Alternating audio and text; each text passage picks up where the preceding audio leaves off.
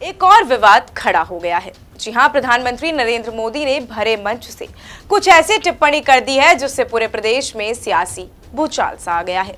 प्रधानमंत्री नरेंद्र मोदी ने हरियाणा में कांग्रेस पर तुष्टीकरण की राजनीति के लिए वक्फ कानून बदलने का आरोप लगाते हुए तीखा हमला किया है।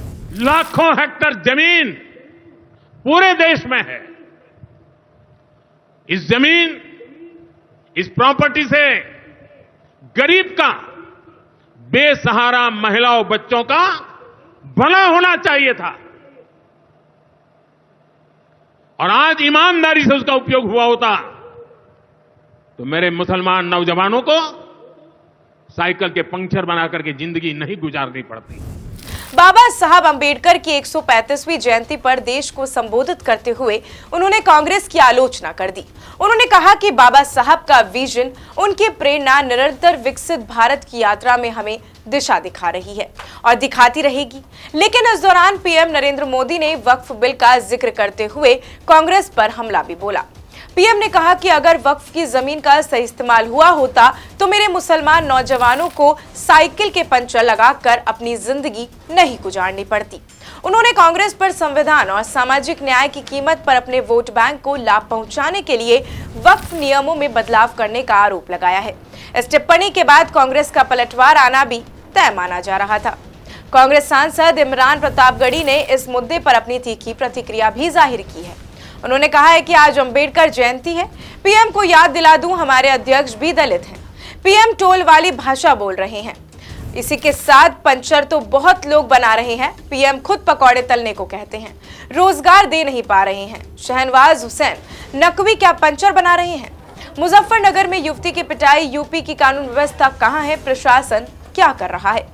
इतना ही नहीं, कांग्रेस के साथ साथ आम आदमी पार्टी से भी जो लोग हैं उन्होंने भी इस बयान पर अपनी प्रतिक्रिया जाहिर की है। जी हां, आम आदमी पार्टी की प्रवक्ता प्रियंका कक्कड़ ने भी पीएम के बयान पर अपनी प्रतिक्रिया जाहिर की। उन्होंने कहा कि मुझे लगता है कि अगर प्रधानमंत्री मोदी ने पिछले 10 सालों में शिक्षा पर काम किया होता तो आज ना कोई पकौड़े तलने पर मजबूर होता और ना ही कोई पंचर लगाने पर मजबूर होता।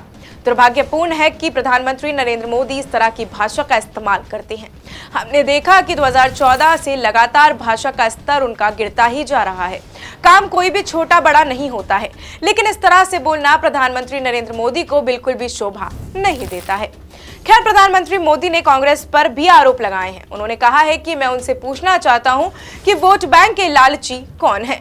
अगर आपको वाकई मुसलमानों से थोड़ी भी हमदर्दी है तो कांग्रेस को एक मुसलमान को अपना अध्यक्ष बनाना चाहिए था। वो ऐसा क्यों नहीं कर पाई?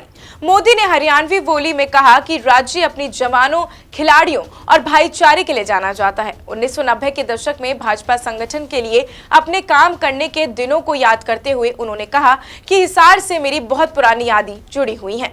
जब भाजपा ने मुझे हरियाणा की जिम्मेदारी दी थी तब मैंने यहाँ बहुत सारे साथियों के साथ मिलकर काम किया था।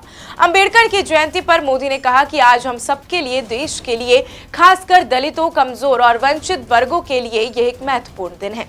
यह उनके लिए दूसरी दिवाली भी है। इसी को लेकर प्रधानमंत्री मोदी ने भी अपनी प्रतिक्रिया दी है।